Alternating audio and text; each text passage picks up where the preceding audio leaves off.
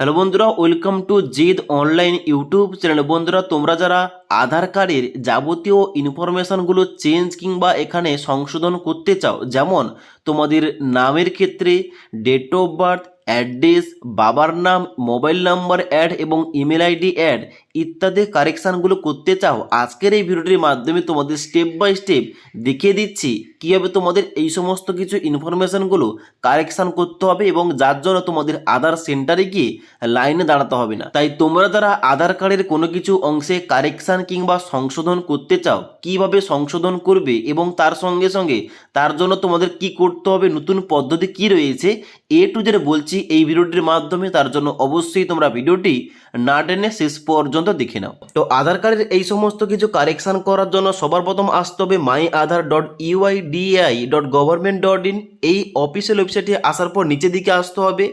নিচের দিকে আসার পরে ক্লিক করতে হবে এখানে বুক অ্যান্ড অ্যাপয়েন্টমেন্ট, এখানে ক্লিক করতে হবে। ক্লিক করার সঙ্গে সঙ্গে এখানে কিন্তু পরবর্তী পেজটা এইভাবে খুলে যাবে, যেখানে লগ ইন করতে হবে হয় মোবাইল নাম্বার অথবা ইমেল আইডি দিয়ে।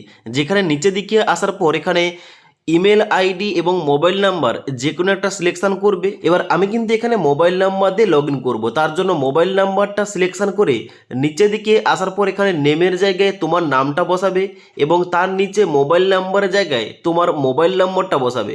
মোবাইল নাম্বারটা বসানোর পর এখানে কিন্তু তোমরা নিচের দিকে এসে ক্যাপচা কোডটা ফিল করে সেন্ড ওটিপি অপশানে ক্লিক করবে। এবার সেন্ড ওটিপি অপশানে ক্লিক করার সঙ্গে সঙ্গে মোবাইল নাম্বারে একটা 6 সংখ্যার ওটিপি যাবে। ওটিপিটা এখানে এন্টার করার পর নিচে এখানে অথেন্টিকেট উইথ ওটিপি এই অপশানে ক্লিক করতে হবে। এবার অথেন্টিকেট অপশানে ক্লিক করার সঙ্গে সঙ্গে এখানে লগ ইন হয়ে যাবে এইভাবে। এবার তোমাদের কি করতে হবে, এখানে বাম দিকে একটা অপশান রয়েছে সেন্টার অ্যাপয়েন্টমেন্ট, এই সেন্টার অ্যাপয়েন্টমেন্ট অপশানে ক্লিক করতে হবে।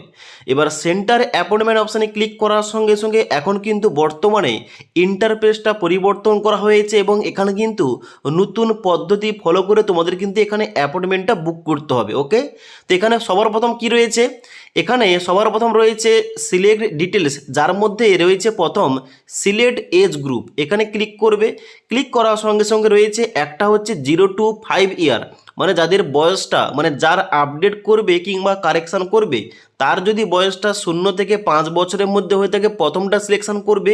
তারপর রয়েছে বিটুইন 5 to 18 ইয়ার, মানে 5 থেকে 18 বছর বয়সের মধ্যে হয়ে থাকলে এই অপশানটা সিলেকশন করবে। এবং নিচে রয়েছে অ্যাবভ 18 ইয়ার, মানে যদি 18 বছরের উপরে হয়ে থাকে এখানে কিন্তু তোমরা নিচেরটা সিলেকশন করবে। ওকে, এবার নিচের দিকে আসবে, এখানে বলা হচ্ছে সিলেক্ট সার্ভিস টাইপ, এখানে কি ধরনের তুমি কারেকশানটা করতে চাও।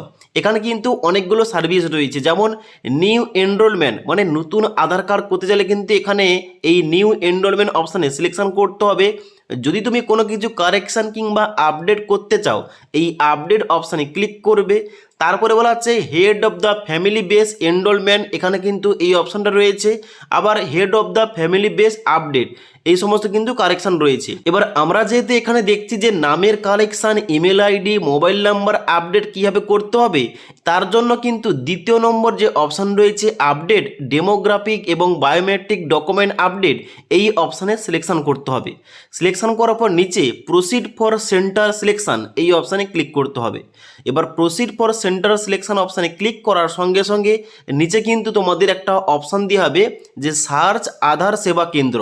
এবার এই যে পিনকোড সার্চ দেওয়া রয়েছে এখানে তোমার এরিয়ার পিনকোডটা বসিয়ে দেবে, কিংবা তোমাদের কাছাকাছি যে এরিয়ার পিনকোডটা রয়েছে ওই পিনকোডটা এখানে বসিয়ে দেওয়ার পর সার্চ বাই পিনকোড এই অপশানে ক্লিক করতে হবে। এবার সার্চ অপশানে ক্লিক করার সঙ্গে সঙ্গে ডান দিকে এখানে সেন্টারের নামগুলো বেরিয়ে আসবে।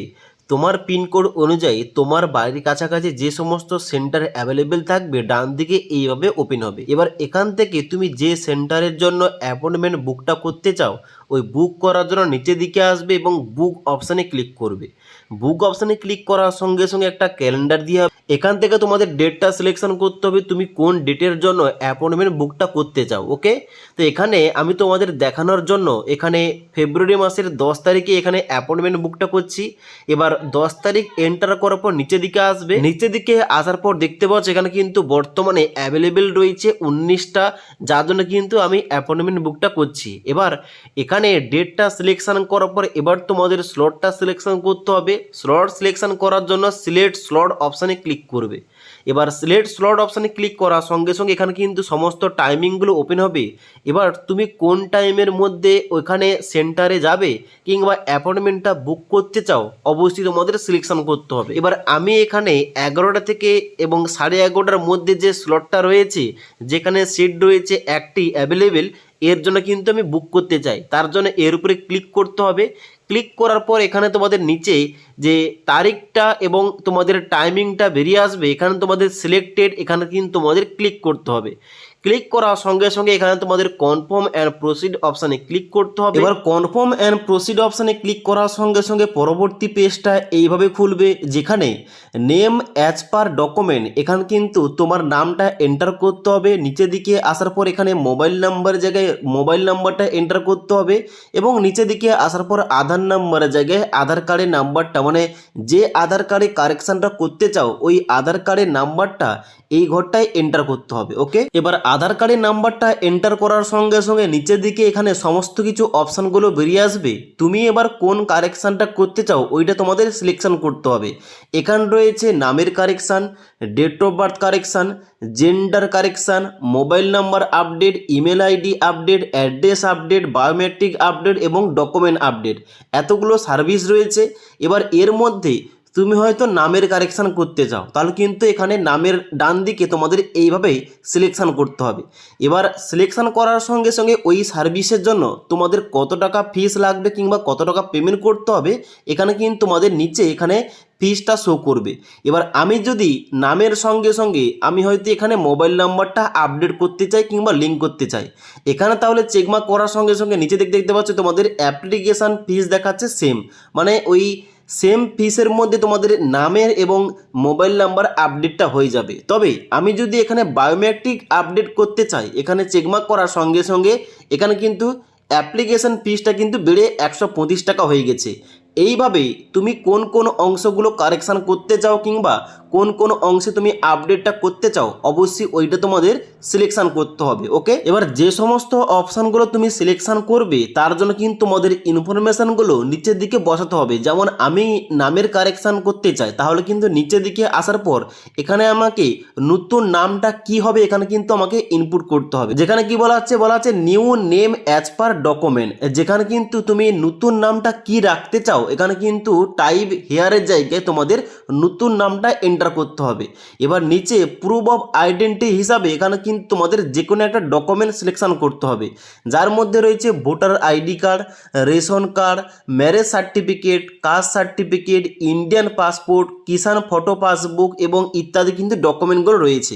এবার এর মধ্যে তোমার কাছে যে ডকুমেন্ট রয়েছে ওই ডকুমেন্টটা তোমরা সিলেকশন করবে। ওকে, এবার ডকুমেন্টটা সিলেকশন করার পর নিচের দিকে আসবে, এখানে বলা হচ্ছে enter contact details of resident, যেখানে কিন্তু তোমাদের নতুন মোবাইল নাম্বারটা এন্টার করতে হবে। আমি যেহেতু মোবাইল নাম্বারটা এখানে অ্যাড করেছি, আমি নতুন মোবাইল নাম্বার আপডেট করার জন্য নতুন যে মোবাইল নাম্বারটা রয়েছে ওই নতুন মোবাইল নাম্বারটা আমাকে এখানে এন্টার করতে হবে এবং নিচের দিকে এসে আমাকে নেক্সট অপশানে ক্লিক করতে হবে। এবার তুমি যদি এখানে অ্যাড্রেস আপডেট করতে চাও তাহলে কিন্তু এখানে অ্যাড্রেসের ডান দিকে চেকমার্ক করবে এবং নিচের দিকে আসার পর তোমাদের সম্পূর্ণ অ্যাড্রেস তোমাদের দিতে হবে। দেখতে পাচ্ছ এখানে বলা আছে enter address details of resident, যেখানে হাউস, বিল্ডিং, অ্যাপার্টমেন্ট নম্বর দিতে হবে, স্ট্রিট কিংবা রোডের নাম, ল্যান্ডমার্ক কী রয়েছে, এরিয়ার নাম কী রয়েছে, pincode, state, district, sub district, village, post office এবং প্রুফ অফ অ্যাড্রেস হিসাবে তোমরা কিন্তু যে কোনো একটা তোমরা ডকুমেন্ট সিলেকশান করতে পারো। ওকে,